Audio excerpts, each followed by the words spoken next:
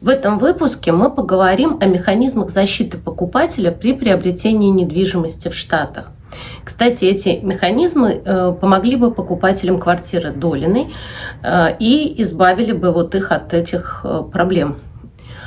Также в этом выпуске мы посмотрим ту недвижимость, которую можно приобрести за те же деньги, что квартира Долиной здесь, в США, в Чикаго и в Нью-Йорке, и сравним инвестиционную привлекательность элитной недвижимости в Америке и в той же Москве.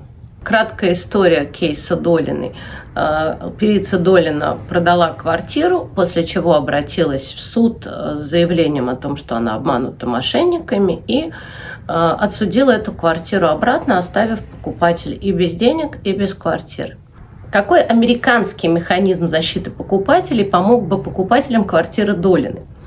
Title insurance, то есть такое страхование тайтла или, по сути, страхование права собственности, которое используется в Америке. Как известно, в Штатах при покупке недвижимости используется сторонняя независимая лицензированная юридическая компания, title или closing company, которая помимо изучения истории этой недвижимости, то есть они запрашивают информацию не только ту, которая есть, так называемый, как в России, наверное, в ЕГРН, а запрашивают всю историю сделок с этой недвижимостью и всю историю собственников, кто владел этой недвижимостью при переоформлении. И в конце, при закрытии, выдают не только само право собственности, но и так называемую страховку, title insurance, то есть которая страхует покупателя не от будущего, как мы привыкли видеть страховку не от будущих каких-то рисков и пожаров, а наоборот от прошлых, случайно возникших каких-то неучтенных собственников или же неправильно оформленных документов в прошлом и так далее.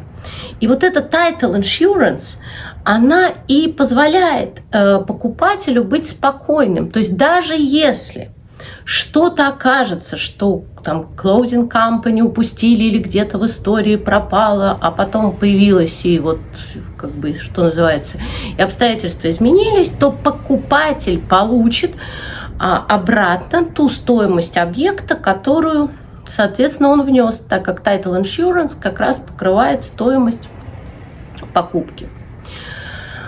Помимо, скажем так, title insurance, в Америке используется escrow, который, кстати, упоминал юрист в репортаже редакции Алексея Пивоварова.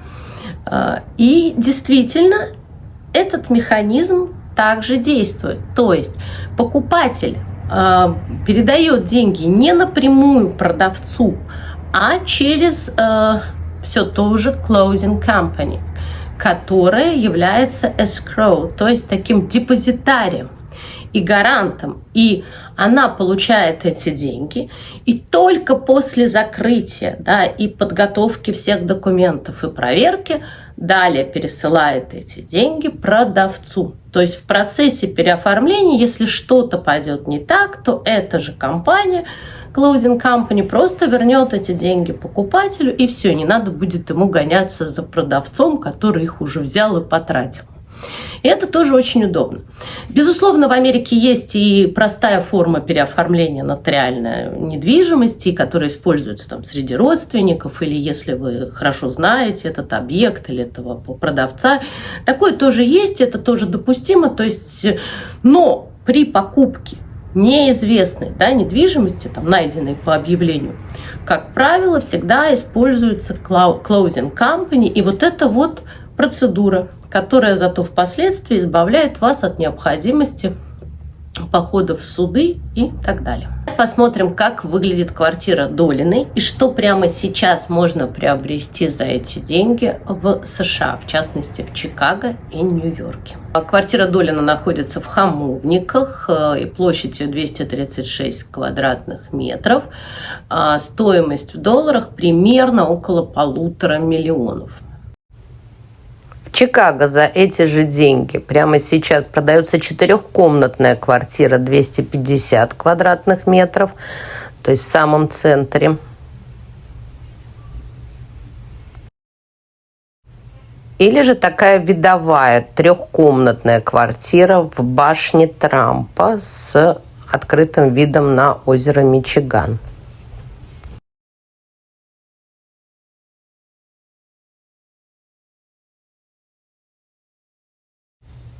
В Нью-Йорке за эти деньги можно приобрести такой трехкомнатный пентхаус на Манхэттене рядом с Таймс-сквер со своей частной террасой на крыше.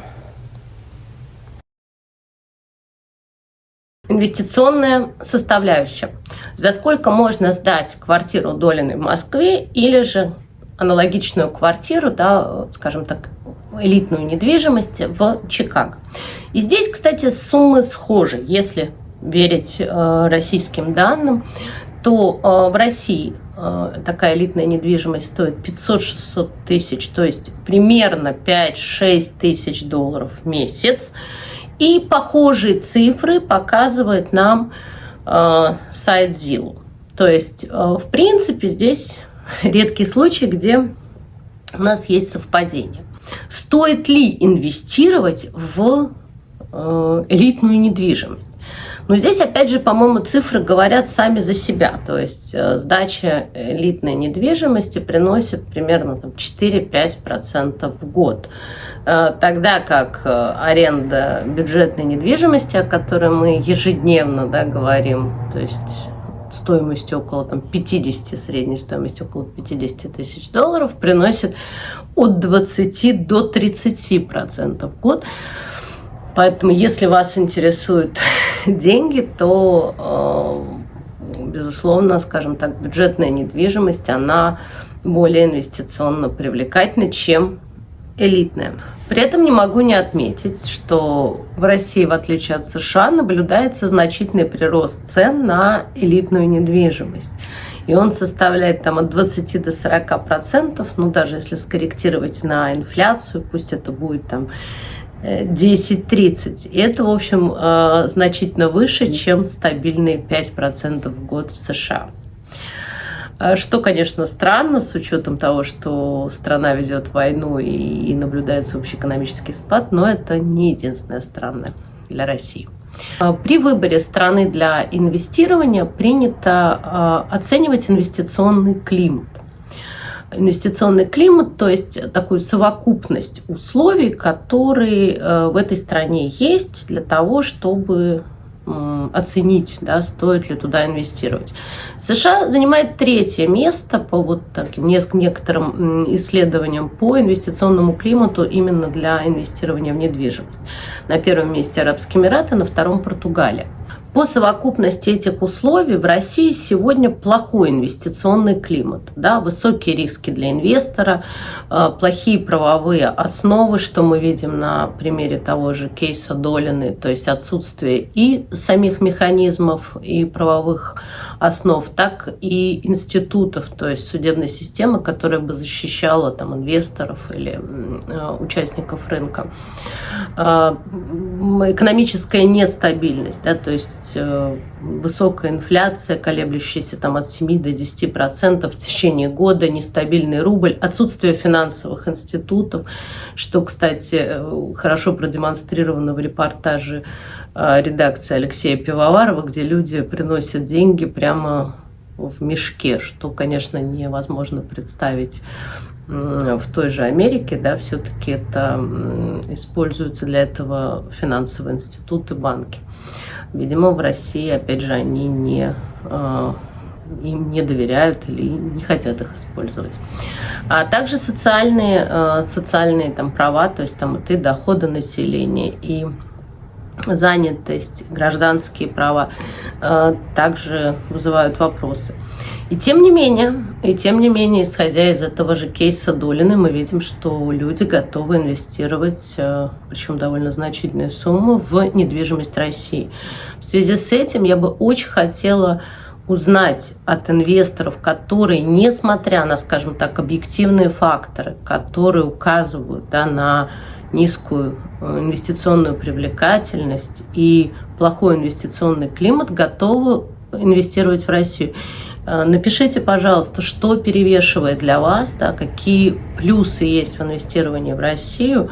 и почему, то есть что мотивирует вас это делать. Это довольно интересно, при том, что объективно при анализе, скажем так, рынка и вот этих вот всех условий Россия не располагает, да, и не привлекает к, скажем так, к инвестированию. Мы можем сделать такой же видеообзор, и, возможно, мы чего-то не знаем. Подписывайтесь на наш канал, где мы продолжаем делать обзоры бюджетной недвижимости в Штатах, в частности в Иллинойсе, а также на наш телеграм-канал, где я регулярно выкладываю актуальные объекты инвестиционной недвижимости на продажу, под флиппинг или под аренду. И пишите ваши вопросы в комментариях или лично, контакты, как обычно, есть в описании.